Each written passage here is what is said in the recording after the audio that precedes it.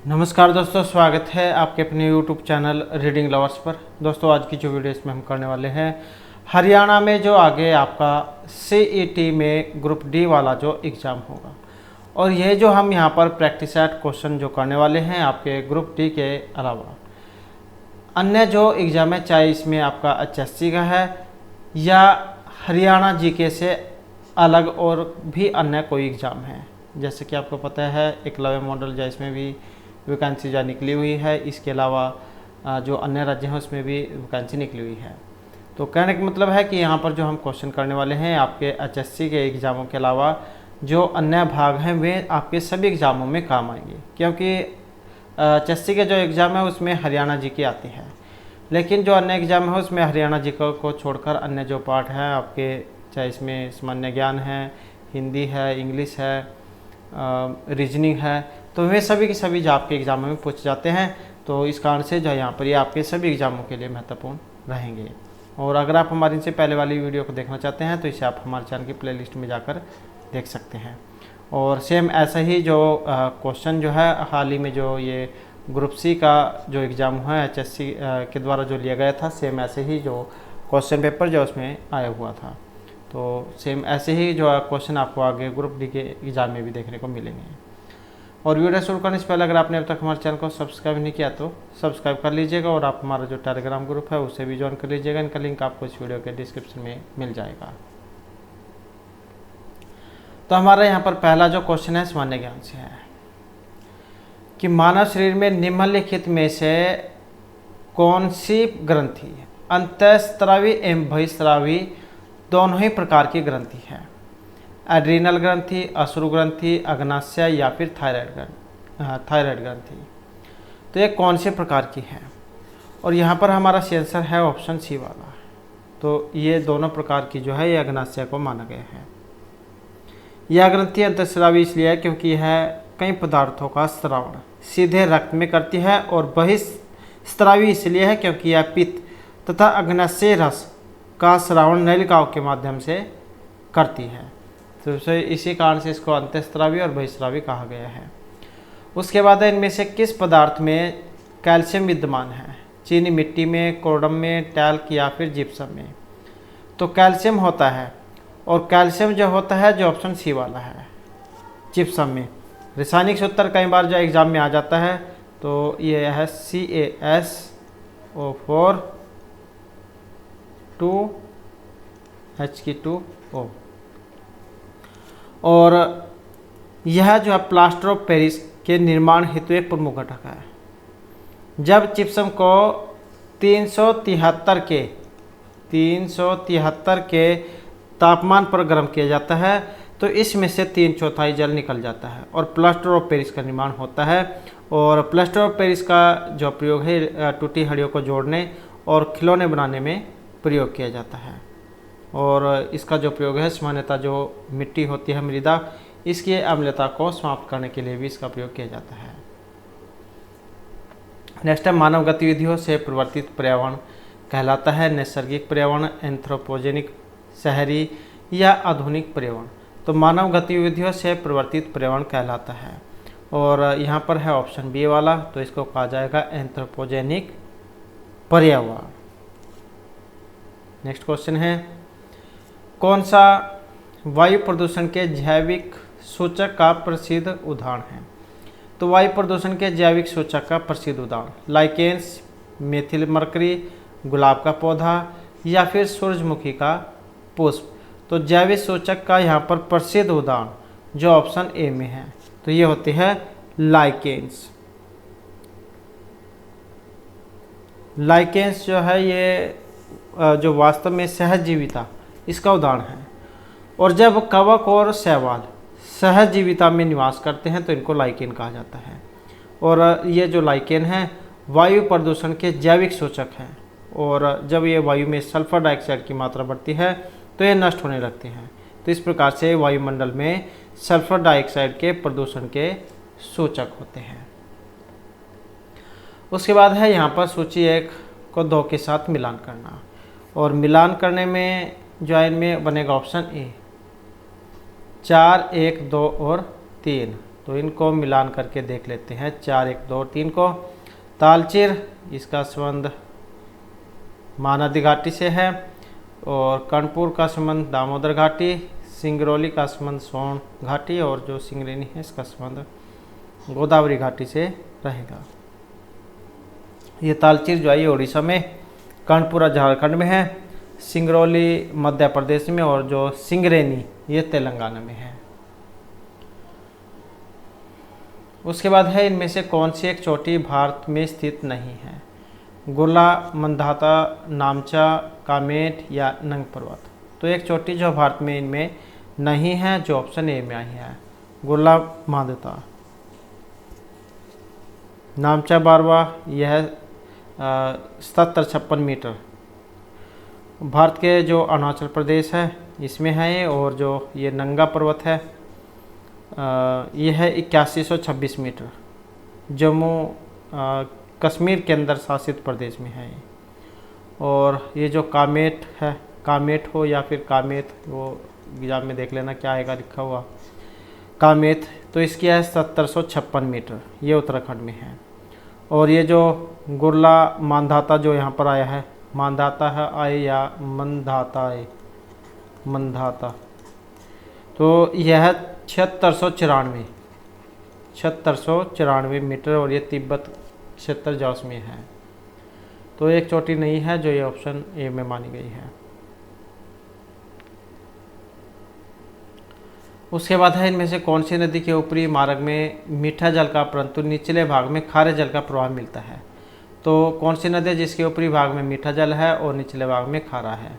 Barack नदी, लूनी, घग्गर या इनमें से कोई सी भी नहीं। और इनमें जो रहेगी ये ऑप्शन बी में आई है, तो ये लूनी नदी है। लूनी नदी जो है ये राजस्थान में अरावली की पुष्कर घाटी से उत्पन्न होती है, और इस नदी के ऊपरी प्रवाह में मीठा जल और निचले प्रवाह में खारा जल प्रवाहित होता है, और यही नदी कच्छ के रण में जाकर विलुप्त हो जाती है। यह अरावली की पहाड़ी वाला क्वेश्चन जो एग्जाम में पूछा भी जाता है, कहाँ पर है? मेवात की पहाड़ी जो है वाला क्षेत्र ये अरावली की पहाड़ियों में आता है, और जो ये पंचकुला का है इस वाली की पहाड़ियों में आता है। उसके बाद नेक्स्ट क्वेश्चन आ जाता है हमारा, यहाँ पर सूची जो है इसको मिलान करना है। मिलान करने में देख लेते हैं, तो इसमें ऑप्शन बी वाला बनेगा 2, 3, 4 और 1। तो इनको मिलान करके देख लेते हैं। पल्लव जो राजवंश है इसकी जो राजधानी थी पल्लव की थी ये कांची, और पांड्या की थी मदुरा, और जो यादव है इनकी थी ये देवगिरी, और काकतीय थी इनकी थी वारंगल। उसके बाद निम्नलिखित राजाओं में से किसने अकबर के पूर्व तानसेन को संरक्षण दिया था? तो निम्नलिखित राजाओं में से किसने अकबर के पूर्व तानसेन को संरक्षण दिया था? भाटा के राजा रामचंद्र सिंह, मालवा के राज बहादुर, मेवाड़ के उदय सिंह या गुजरात के मुजफ्फर शाह।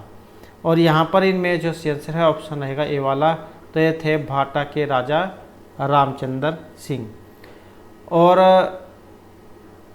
ये जो यहाँ पर तानसेन है, तानसेन का वास्तविक नाम कई बार आ जाता है एग्जाम में, तो रामतनु पांडे इनका वास्तविक नाम था, और अकबर के ये 9 रत्नों में से एक थे, और अकबर के पूर्व उसको गुजरात के मुजफ्फर शाह ने संरक्षण दिया था। तो यहाँ पर जो है ऑप्शन ए जो है इनको माना गया है, ये थे भाटा के राजा रामचंद्र सिंह। नेक्स्ट आ जाता है निम्नलिखित राजाओं में से किसने अकबर के पूर्व तानसेन को संरक्षण दिया? तो ये वाला ही है ऑप्शन ए।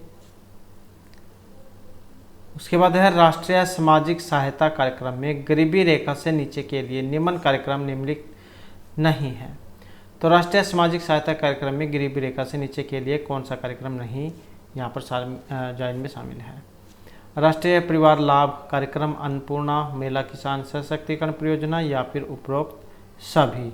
और इनमें जो माने गए हैं जो ये ऑप्शन सी में आई है, महिला किसान सशक्तिकरण परियोजना। नेक्स्ट है विश्व महिला एकल बैडमिंटन मुकाबले में भारत को पहला स्वर्ण पदक दिलाने के लिए पीवी सिंधु ने फाइनल मैच में किन को हराया था? कैरोलिना मारिन को, ताजुयिंग, नाजोमी ओकुहारा या इनमें से कोई से भी नहीं। और इनमें देखें तो ऑप्शन जो है सी हमारा रहेगा, तो ये थे नाजोमी ओकुहारा। तो ये क्या है, विश्व महिला एकल बैडमिंटन मुकाबले में भारत को पहला स्वर्ण पदक दिलाने के लिए जो पीवी सिंधु थे, इन्होंने पैरल मैच में जो हराया था, ये नाजोमी ओकुहारा इनको हराया था।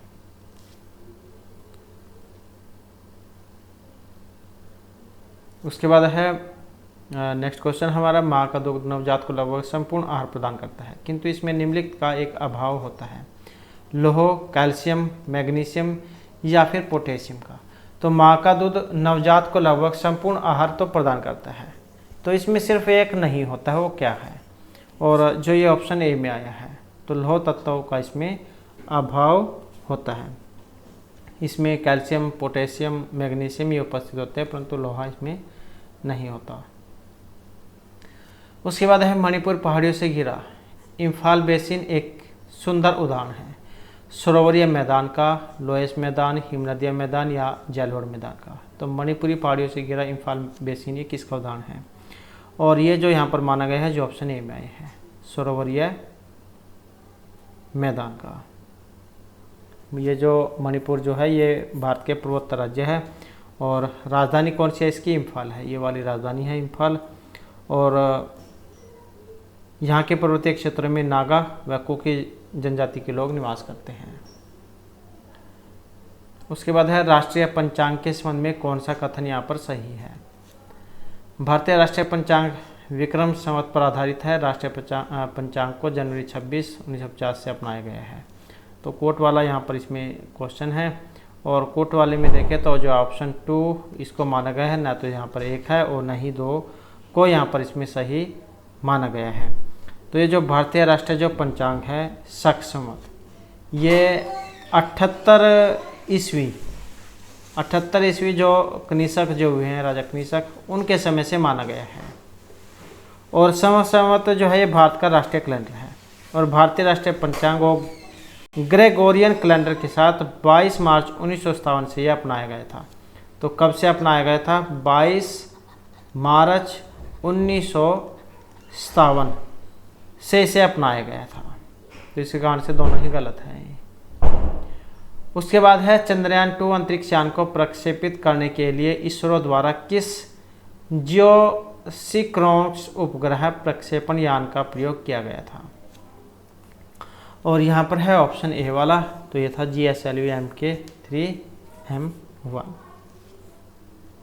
और कब किया गया था और कहाँ से किया गया था, तो ये जो चंद्रयान 2 जो है इसका प्रक्षेपण हुआ था हरिकोटा के सतीश धवन अंतरिक्ष केंद्र से 22 जुलाई 2019 को। और इससे पूर्व चंद्रयान 1 को जो है इसरो ने 22 अक्टूबर 2008 को सफलतापूर्वक प्रक्षेपित किया था।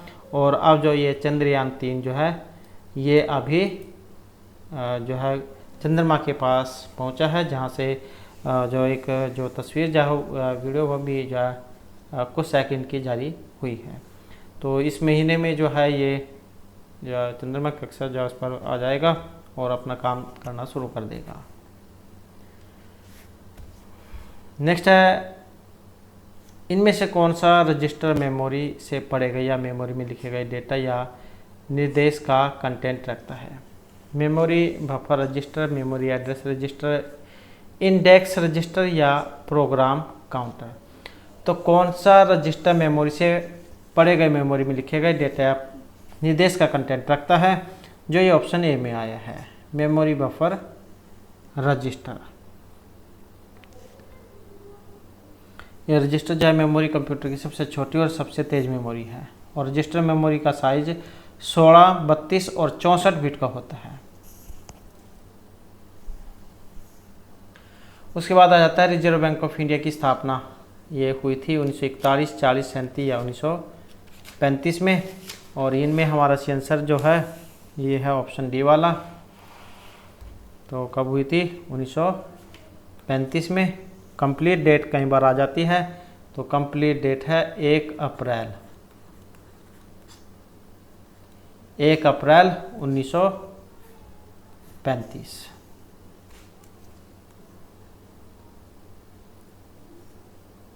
और ये जो आरबीआई है इसका लोगो ईस्ट इंडिया कंपनी की डबल मोहर से प्रेरित है, जिस पर बाघ व ताड़ का वृक्ष अंकित है।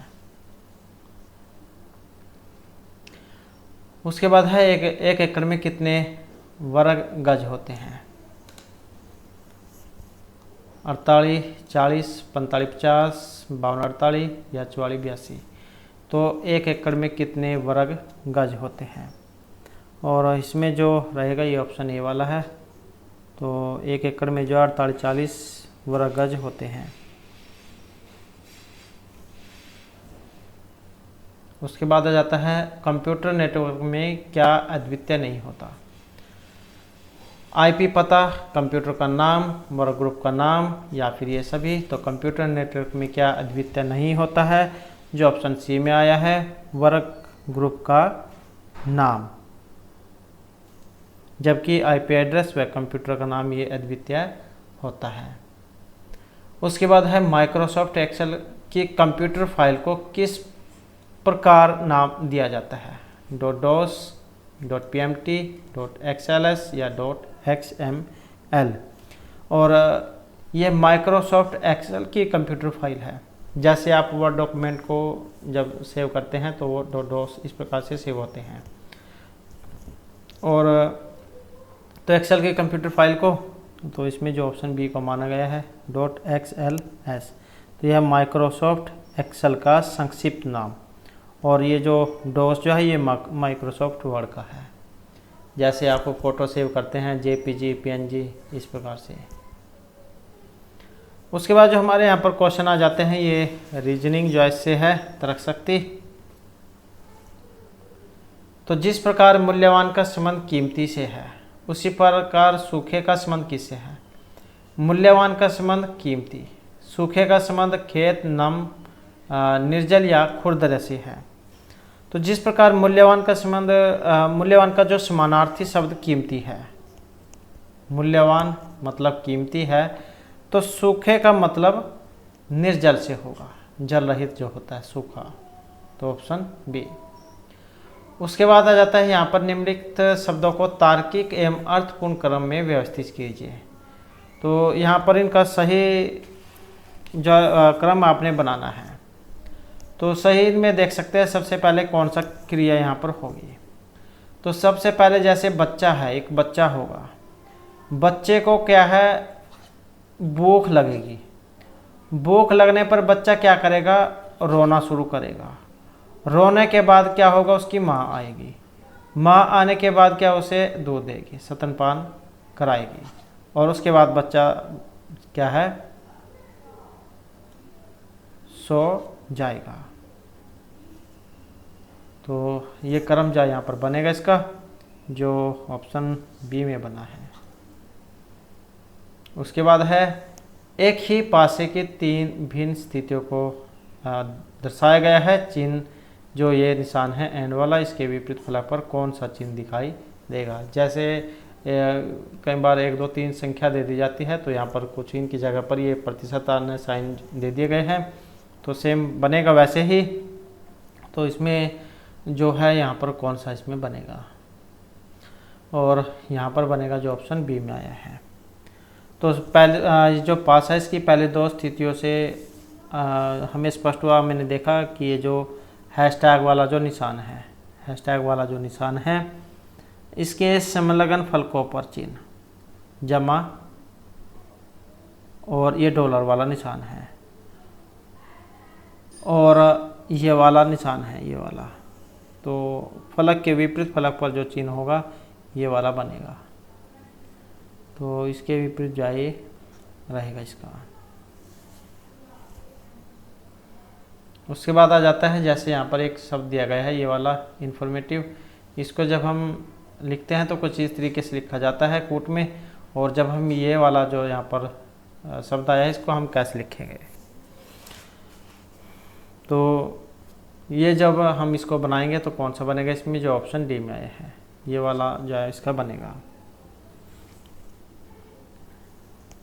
ये जैसे यह शब्द जो दिए गए इनको आप गिनकर आधे आधे कर लो, ताकि जो आपको इनमें सही जो पता लग जाए कि ये किस तरीके से चल रहे हैं। तो इस प्रकार से इनको जो है आधा आधा कर लो, तब जो ये सही से बनेगा।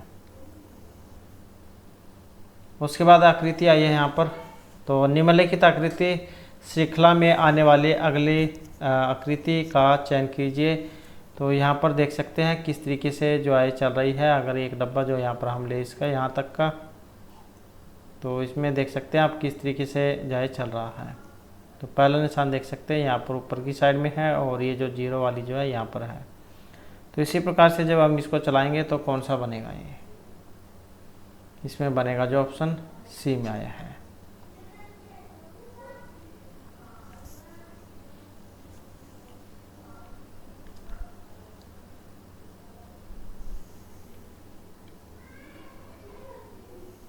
इसमें जो कैसे जो है बन रहा है, तो ये जो श्रृंखला जो है इसमें काला भाग जो है कि ये 2 3 4 इस प्रकार के खाने जो है दक्षिणावर्त दिशा में घूम रहे हैं, और सफ़ेद बिंदु 1 2 3 4 इस प्रकार वामावर्त दिशा में घूम रहे हैं। कहने का मतलब है एक दक्षिण दिशा में, एक वाम दिशा में, एक सज्जी साइड में, एक खब्बी साइड में, इस प्रकार से। तो इस पर संचिन के स्थान पर जाए ऑप्शन सी वाला बनेगा। नेक्स्ट आ जाता है निम्नलिखित समीकरण को ठीक करने के लिए किन 2 चिन्हों को आपस में बदला जाना चाहिए। तो चिन्ह बदलने हैं यहाँ पर, और इनमें जो बनेगा, जो ऑप्शन आया है डी में, तो ये वाले चिन्ह यहाँ पर इसके बदले जाएंगे। जब हम इनको बदलेंगे तो 18 बराबर 18 आएगा। तो इस प्रकार के जो क्वेश्चन जो होते हैं इनमें बोर्ड मास वाला नियम चलता है, भाग उसके बाद गुणा, जमा और माइनस।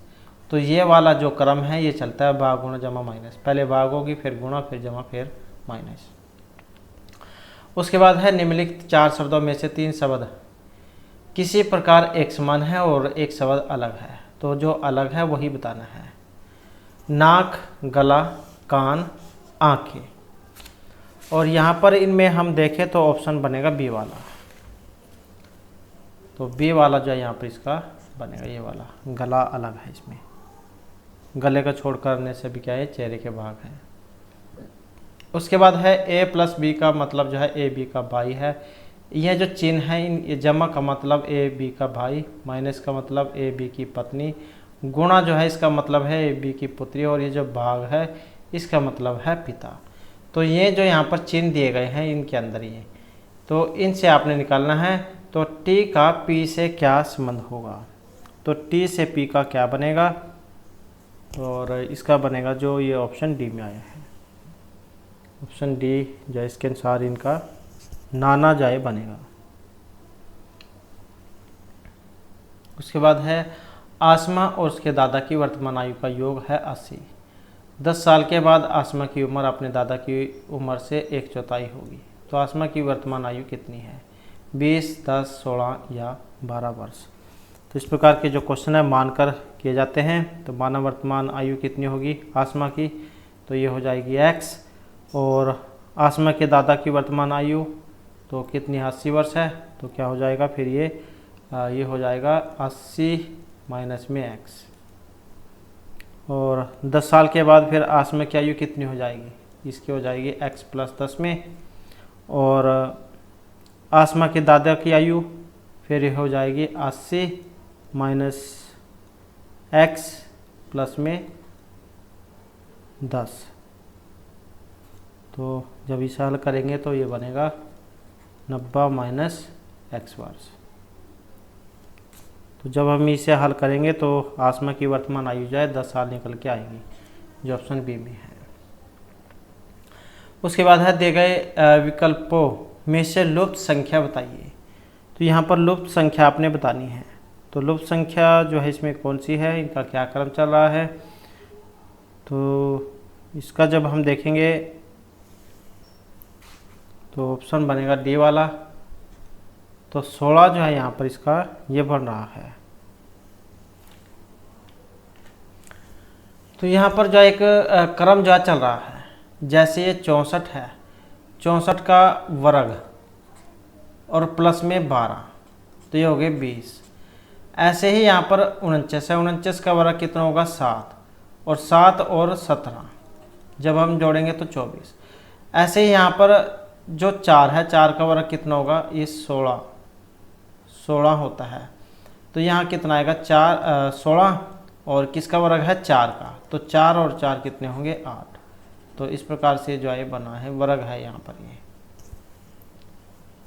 उसके बाद है नीचे दी गई श्रृंखला में जो प्रश्न चिन्ह है इसके स्थान पर कौन सी संख्या आएगी। यहाँ पर 118, 29, 41, 54 और 168। तो ये जो यहाँ पर इसके स्थान पर बतानी है कौन सी आएगी। और यहाँ पर इसमें देखें तो क्या क्रम चल रहा है, तो इसमें जो बनेगा ऑप्शन ए वाला बनेगा। तो इसके बाद 183 यहाँ पर आएगा। अब 183 किस तरीके से आएगा, जैसे 118 है, 118 में जब हम यहाँ पर 11 जोड़ेंगे तो 129 बनेगा। 129 में जब हम 12 जोड़ेंगे तो 141 आएगा, और 141 में जब हम यहाँ पर 13 जोड़ेंगे तो बनेगा 154। 154 में जब हम 14 जोड़ेंगे तो ये आएगा 168। 168 में जब हम 15 जोड़ेंगे तो 15 जोड़ने पर 183 जो है बनेगा। तो ये वाली सीरीज यहाँ पर इस प्रकार से बन रही है। उसके बाद है नीचे 2 कथन दिए गए हैं, और उसके बाद निष्कर्ष 1, 2, 3 दिए गए हैं। आपको कथन को सत्य मानते हुए चाहे वैश्य मान्यता ज्ञात तथ्य से भिन्न प्रतीत हो, आपको निर्णय करना है कि दिए गए कथन में से कौन सा निष्कर्ष तर्क संगत रूप से निकलता है। तो कथन अभिकथन वाला क्वेश्चन है। कथन है कि सभी पोस्ट कार्ड लिफाफे हैं, कोई भी लिफाफा कागज नहीं है। और उसके बाद निष्कर्ष है कुछ लिफाफे पोस्ट कार्ड हैं, कोई भी कागज लिफाफा नहीं है, कोई भी पोस्ट कार्ड कागज नहीं है। तो यहाँ पर इसमें निष्कर्ष बनाना है अपने कि सभी पोस्ट कार्ड लिफाफे हैं, मतलब जैसे ये हो गए पोस्ट कार्ड, सभी जो पोस्ट कार्ड हैं ये क्या है, लिफाफे हैं। ये हो गए लिफाफे, सभी पोस्ट कार्ड लिफाफे हैं, कोई भी लिफाफा कागज नहीं है। तो मतलब क्या है, ये कागज अलग है, ये कागज अलग है। तो इस प्रकार से जो इसका बनेगा। अब आप यहाँ पर इनमें देख सकते हैं कुछ लिफाफे पोस्ट कार्ड है, तो कुछ का मतलब यहाँ पर जो है इसमें कुछ हिस्सा जुड़ा होना चाहिए था, लेकिन क्या है बिल्कुल अलग है। तो कहने का मतलब है ये इसका नहीं है। अब कोई भी कागज लिफाफा नहीं है और कोई भी पोस्ट कार्ड कागज नहीं है, तो इनके अनुसार जो बनेगा जो ऑप्शन सी में आया है। तो 1, 2, 3 सभी निकलते हैं। उसके बाद है उस विकल्प का चयन करें जो तीसरे शब्द से उसी वैसे संबंधित है। जैसे प्रथम शब्द दूसरे शब्द से संबंधित है, जैसे सुवास का संबंध सुगंध से है, ऐसे ही शहद तरल, भूरा, मिठास या क्रिस्टल से है।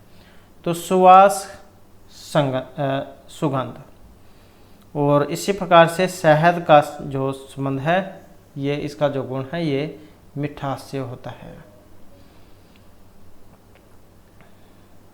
उसके बाद है नीचे दी गई श्रृंखला में खाली स्थान पर कौन सी संख्या यहाँ पर आएगी। तो जैसे यहाँ पर एक क्रम चल रहा है 1, 8, 27, 64, 125, उसके बाद 343 है। तो यहाँ पर ये कुछ क्या है जो घनमूल जो है उस प्रकार से है। तो इसमें क्या है, जैसे 1 है, 1 की पावर 3, ये 2 की है, 2 दूनी 4 दूनी 8, ऐसे 3 3 9 30 27, 4 चौके 16 चौके 64, ऐसे 5 5 5 5 25 पंजे 125, ऐसे 6 6 36 6 का 216, ऐसे ये 7 का है 7 7 49 343। तो ये वाला जो क्रम है यहाँ पर चल रहा है, इनकी पावर 3 जाए यहाँ पर हो रही है। तो इस प्रकार से जो ऑप्शन कौन सा बनेगा, ये वाला। इस प्रकार के क्वेश्चन जो होते हैं ये तो आप इनमें देख सकते हैं, ये तो इनका वर्ग है या फिर ये घनमूल वगैरह है। नेक्स्ट आ जाता है यदि जमा को भाग और माइनस को गुणा में बदला जाता है, तो भाग को माइनस में और गुणा को प्लस में बदला जाता है, तो नीचे दिए गए व्यंजक का मान क्या होगा। तो ये जो चिन्ह है ये आपने बदलने होंगे, और बोर्ड मास वाला जो नियम है भाग गुणा जमा माइनस ये आपने करना होगा। जब हम इसे करेंगे तो जहाँ यहाँ पर ऑप्शन सी वाला इसका बनेगा।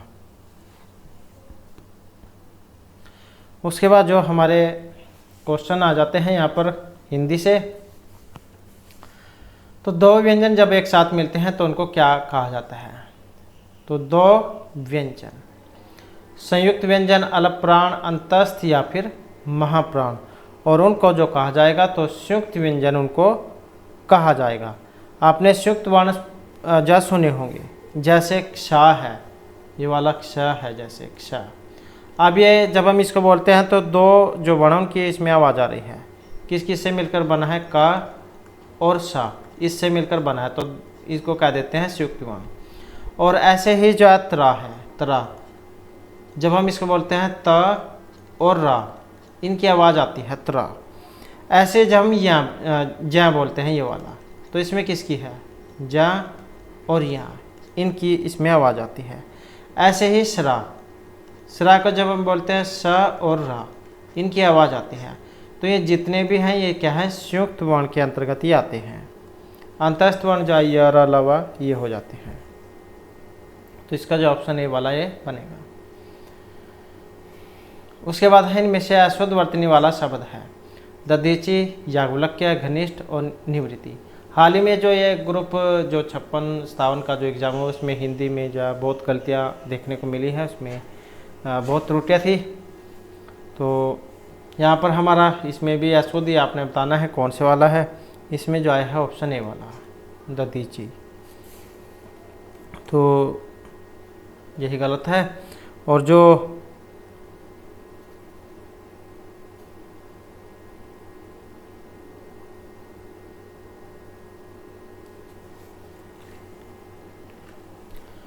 तो ये क्या है, यहाँ पर दधीचि जो है ये होना चाहिए था, क्योंकि ये दधीचि जो है ऋषि है, तो वैदिक ऋषि है ही, तपस्वी ऋषि। तो ये तो ऐसी भी मिस्टेक हो, या फिर इसमें मात्रा का भी अंतर हो सकता है, यही दे दिया जाए, इसमें मात्रा यहाँ पर छोटी की आ जाए।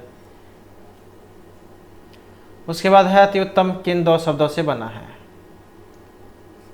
और संधि भी कई बार आ जाती है, आसानी से आप एकदम से पहचान कर सकते हैं कौन सी संधि है। तो यहाँ पर अगर इसमें देखें तो आधा अक्षर है, और इसका मतलब है जहाँ पर आधा अक्षर हो तो यण संधि वहाँ पर मानी जाएगी। तो यहाँ पर इसके किन दो शब्दों से मिलकर बना है?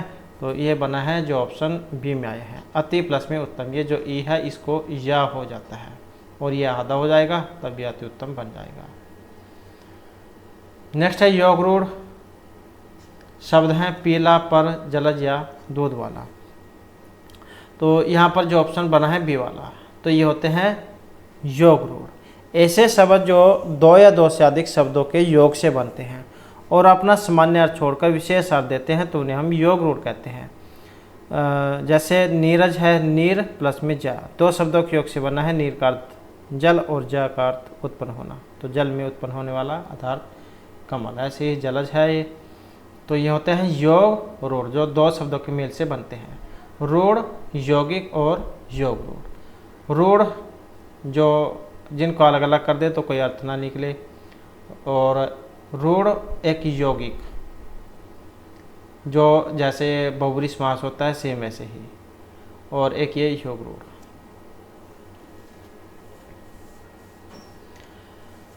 नेक्स्ट है जलद और जलज। यह सही अर्थ है सूर्य, चंद्र, निरक्षीर, कमल, बादल या बादल कमल। तो जलद और जलज का सही यहाँ पर कौन सा है? जो ऑप्शन आया है डी में, जलद मतलब बादल और जलज मतलब कमल। उसके बाद है निम्न मुहावरे का अर्थ पहचाने। दांत कांटी रोटी होना, गहरी दोस्ती होना, प्रेम संबंध होना, धोखा देना या दुश्मनी होना। तो इसका जो यहाँ पर बनेगा जो ऑप्शन आया है ए में, तो ये है गहरी दोस्ती होना। नेक्स्ट आ जाता है वह पढ़ता है लेकिन बात भी बहुत करता है, व्याकरण की दृष्टि से रेखांकित शब्द को पहचानिए। वह पढ़ता है लेकिन बात बहुत करता है, तो कौन सा वाक्य है? एक क्रिया विशेषण है, अव्यय, संज्ञा या सर्वनाम। और यहाँ पर जो आया है ऑप्शन रहेगा बी वाला, तो क्या है कि ये अव्यय है। तो उसमें क्या है? समुच्चय बोधक अव्यय। जो शब्द दो शब्दों वाक्यांशों को जोड़ते हैं तो उन्हें हम समुच्चय बोधक अव्यय या फिर योजक कहेंगे। उसके बाद है पंजाब शब्द में समास है, तो समास कौन सा है? अव्ययभाव, द्विगु, तत्पुरुष या बहुव्रीहि समास।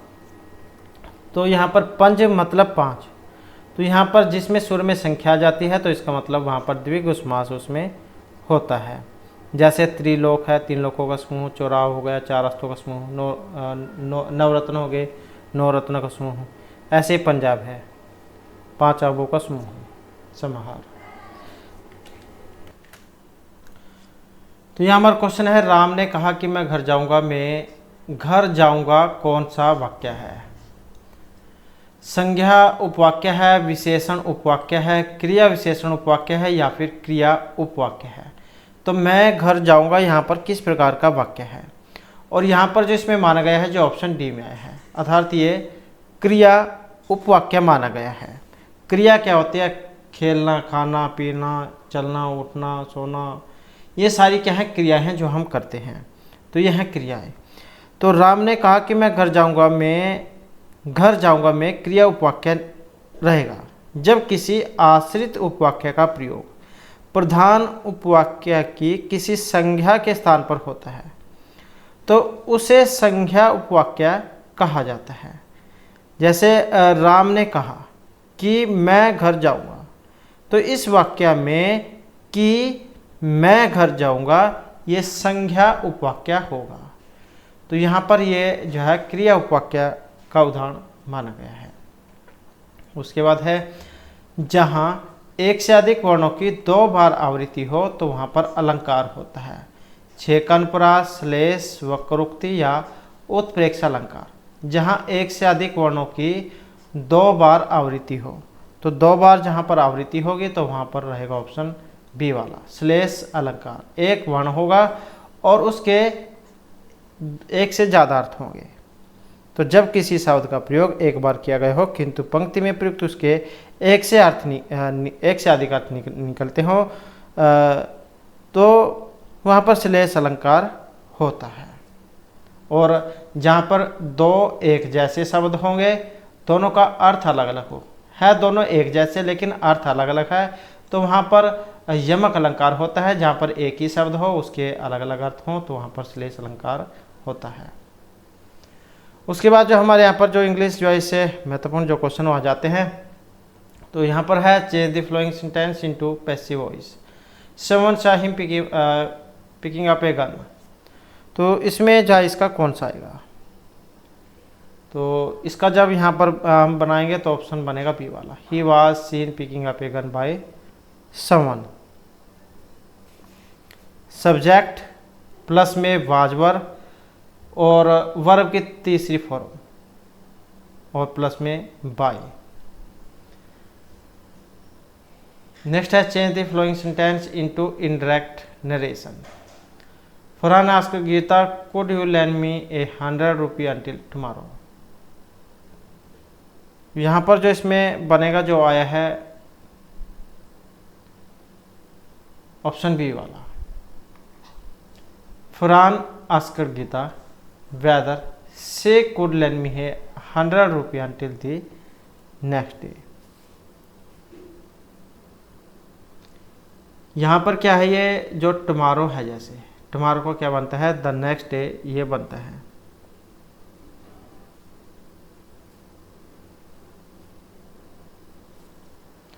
उसके बाद आ जाता है नेक्स्ट हमारा, identify the correct tense in the following sentence. He said that he was going to eat it। तो आइडेंटिफाई द करेक्ट सेंटेंस, तो करेक्ट जो कौन सा है यहाँ पर, और जो करेक्ट है जो ऑप्शन बी में आया है, तो ये पास्ट कंटिन्यूज में बना। He said that he was going to eat it. Subject plus में वाज वर्ब और प्लस में वर्ब की फर्स्ट फॉर्म और साथ में आईएनजी प्लस में ऑब्जेक्ट। नेक्स्ट है choose the correct spelled word. तो यहाँ पर सही स्पेलिंग कौन सी है, और यहाँ पर जो सही स्पेलिंग बनी है जो ऑप्शन बी में आई है, तो ये है लक्षाधिपति, मिलेनियर। नेक्स्ट है mark the part which contains an error. The following sentence if there is no error it marks D as your answer. तो एरर बताना है यहाँ पर। और यहाँ पर जो इनमें बना है जो आया है ऑप्शन ए, मोहन्स आइज। तो यहाँ पर मोहनाज जो है इसके स्थान पर मोहन्स का प्रयोग होगा, क्योंकि मोहन का पोसेसिव बनाने के लिए मोहन पर एस लगाया जाता है। तो यही जाए, इसमें थोड़ा सा अंतर है, ये जाए यहाँ पर आ जाएगा मोहनाज, मोहन का। उसके बाद है इन the flowing question choose the word opposite. तो विपरीतार्थक बताना है यहाँ पर। तो ये जो शब्द दिया गया है इसका विपरीतार्थक यहाँ पर कौन सा होगा? अल्पकालीन, तो इसका कौन सा बनेगा? जो ऑप्शन सी में है, यह है परमानेंट, स्थायी जिसे कह देते हैं। नेक्स्ट है इन the flowing question out of 4 alternative choose the which best express the meaning of the given. ये जो शब्द आया है अबैंडन, इसका छोड़ देना या फिर त्याग देना या प्रत्याग कर देना इसका मतलब है। तो इसका जो यहाँ पर इसमें बनेगा जो आया है बी में, तो यह है forsake।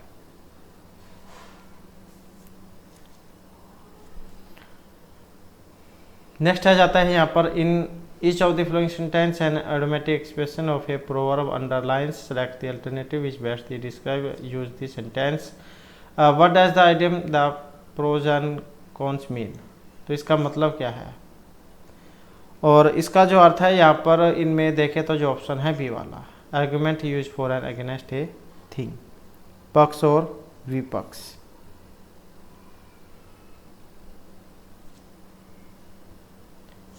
नेक्स्ट है यहाँ पर choose the appropriate adjective from the option given below each of the following sentence there is both secretary and the modern world. तो adjective form the option given, तो इसमें कौन सा बनेगा? इसका जो आया है यहाँ पर इसमें ऑप्शन सी में, तो प्लेंटी जो है इसका बनेगा। प्लेंटी का एडजेक्टिव है बहुतायत, तो सेक्रेसिटी जो इसका होता है अभाव, अल्पता या न्यूनता। तो इसका जो ये अपोजिट जब बनता है तो ये प्लेंटी बनता है, प्राचुर्य बहुतायत, कम ज़्यादा जैसे है।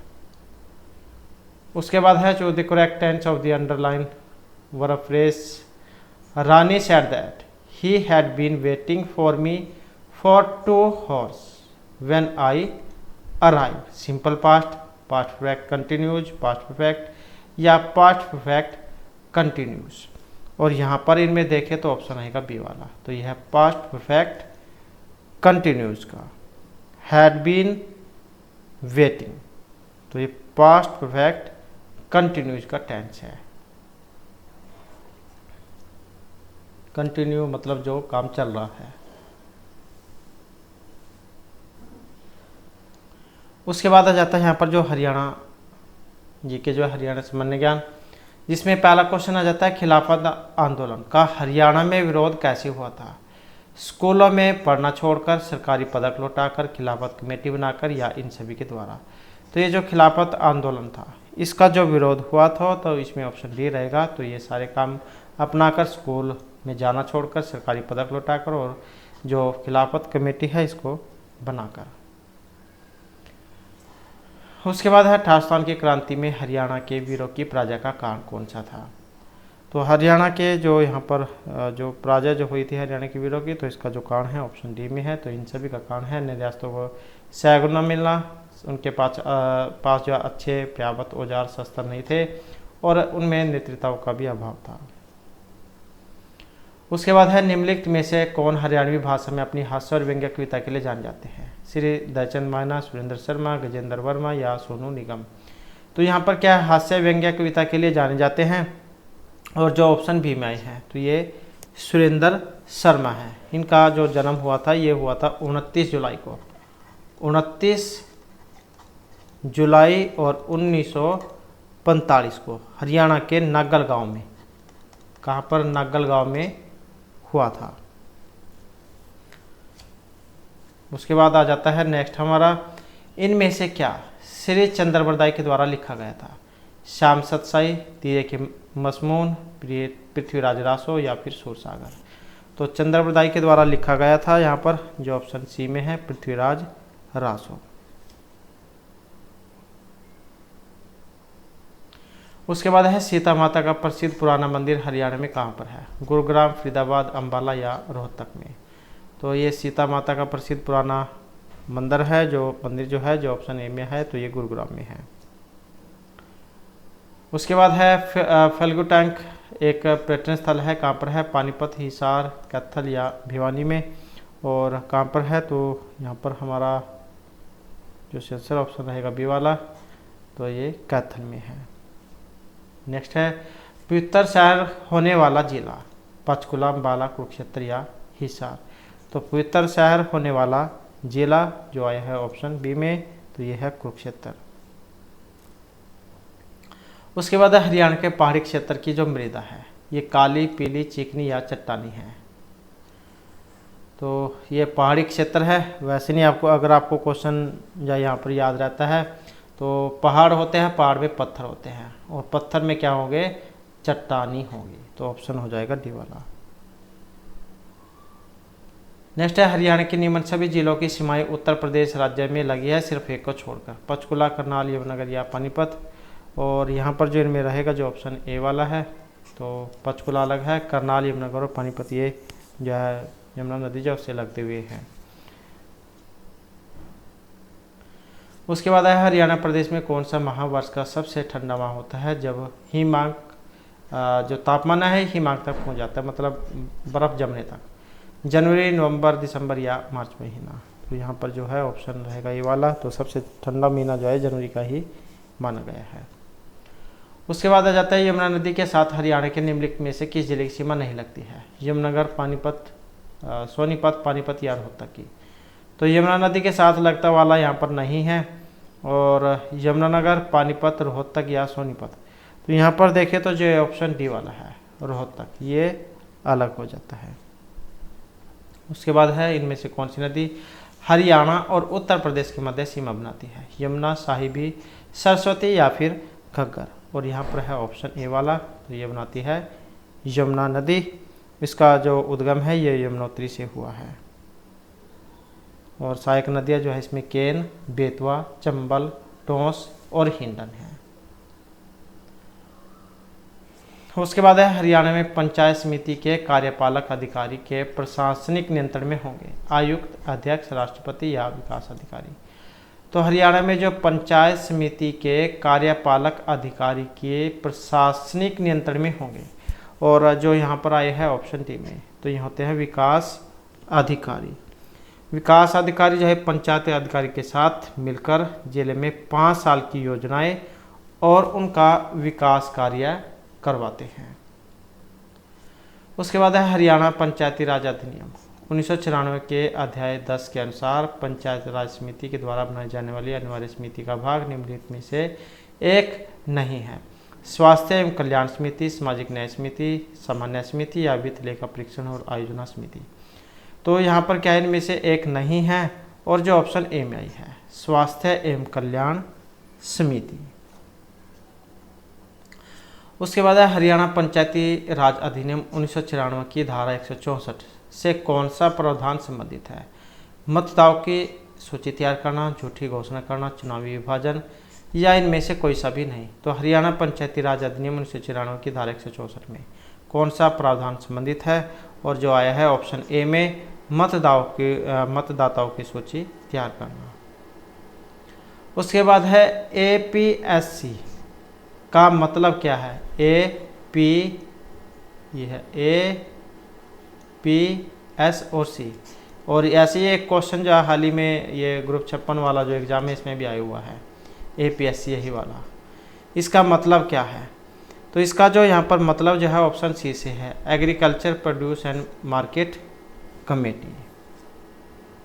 उसके बाद है कृषि के किस प्रकार की स्लैश एंड बर्न कृषि कहा जाता है? तो स्लैश एंड बर्न गतिहीन खेती, गहन खेती, खेती को स्थानांतरित करना या इनमें से कोई सी भी नहीं? तो स्लैश एंड बर्न खेती कौन सी वाली होती है? जो आई है ऑप्शन सी में, खेती को स्थानांतरित करना।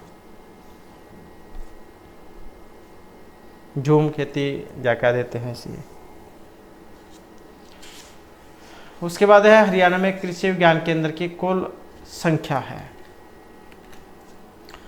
तो कृषि विज्ञान केंद्र की संख्या कितनी है? 17 हैं, 20 हैं, 19 है या फिर 18 हैं। और यहाँ पर देखें तो ऑप्शन रहेगा डी वाला। तो कितनी है ये? 18 हैं। नेक्स्ट है, भारत के सिंचित क्षेत्रों में कृषि योग्य भूमि का काफ़ी बड़ा क्षेत्र किस कारण से खारा होता जा रहा है? तो ये इसका कारण क्या है खारा होने का? अधिक सिंचाई, लगातार एक ही फसल की खेती, निरंतर फसल बुआई या अधिक उर्वरक का उपयोग। तो कृषि योग्य भूमि का काफ़ी बड़ा क्षेत्र किस कारण से खारा होता जा रहा है? और इसका जो यहाँ पर कारण है ऑप्शन ए से अधिक सिंचाई का होना। नेक्स्ट है, हरियाणा में जो पीतल नगरी के नाम से जाना जाता है, सोनीपत, पानीपत, हिसार या रेवाड़ी को। तो पीतल नगरी के नाम से जाना जाता है ऑप्शन डी रेवाड़ी को। नेक्स्ट है, हरियाणा में पहला कागज का कारखाना किस वर्ष शुरू किया गया था? 1959, 39, 49 या 29 में। और इनमें हमारा सही आंसर है ऑप्शन सी वाला। तो यह है वर्ष 1929 में। और कहाँ पर? यमुनानगर के जगाधरी में। तो यह है पहला कागज का कारखाना। उसके बाद आ जाता है नेक्स्ट हमारा, चौधरी चरण सिंह कृषि विश्वविद्यालय किस नगर में है? कहाँ पर है? करनाल, महेंद्रगढ़, रोहतक या हिसार में। चौधरी चरण सिंह कृषि विश्वविद्यालय तो एग्रीकल्चर यूनिवर्सिटी, तो कहाँ पर है? ये हिसार में है। इसकी जो स्थापना हुई थी यह हुई थी वर्ष 1970 में। और एशिया का सबसे बड़े विश्वविद्यालय में से एक है ये। नेक्स्ट है, करनाल हरियाणा में मेडिकल यूनिवर्सिटी किसके नाम से प्रस्तावित है? चौधरी देवीलाल, एपीजे अब्दुल कलाम, कल्पना चावला या करनाल। तो ये मेडिकल यूनिवर्सिटी, और ये है जो ऑप्शन सी में है कल्पना चावला। उसके बाद है, डॉक्टर राजेंद्र प्रसाद के द्वारा हरियाणा के किस विश्वविद्यालय की नींव रखी गई थी? रोहतक, जनपाली, कुरुक्षेत्र या सिरसा की। और यहाँ पर है ऑप्शन बी, तो ये था कुरुक्षेत्र। कब हुई थी? वर्ष 1956 में। जो प्रथम राष्ट्रपति थे डॉक्टर राजेंद्र प्रसाद। उसके बाद है, हरियाणा के किस प्रसिद्ध लेखक ने हिंदी में संदेश पत्रिका की शुरुआत की थी? पंडित नेकीराम शर्मा, भगत सिंह, विशंबर नाथ कौशिक या तुलसीराम शर्मा। तो एक किस प्रसिद्ध लेखक ने हिंदी में संदेश पत्रिका की शुरुआत की थी?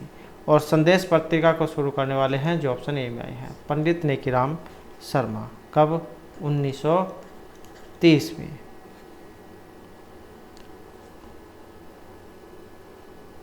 नेक्स्ट आ जाता है, मोरनी पंचकुला में स्थित प्रजनन केंद्र एक उद्देश्यपरक किस प्रकार का प्रजनन केंद्र है? वेरी वेरी इंपॉर्टेंट है।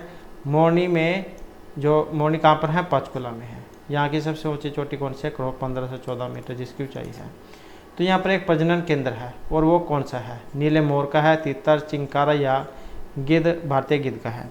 तो यहाँ पर जो माना गया है ऑप्शन डी वाला। तो कौन सा है? ये भारतीय गिद्ध प्रजनन केंद्र है। उसके बाद है, हरियाणा सरकार ने पर्यटन, तकनीकी, शिक्षा और संसदीय मामले किस मंत्री के पास है? विपुल गोयल, रामविलास शर्मा, बनवारी लाल या इनमें से कोई सा भी नहीं। और यहाँ पर देखें तो ऑप्शन है बी वाला, तो यह है रामविलास शर्मा। कुछ क्वेश्चन हो सकते हैं जिनके आंसर अब बदल चुके हों, क्योंकि ये जो होते हैं ये बदलते रहते हैं। नेक्स्ट है, आकाशवाणी रोहतक की स्थापना ये कब हुई थी? 8 मार्च 1972, 76, 66 या 1975 में।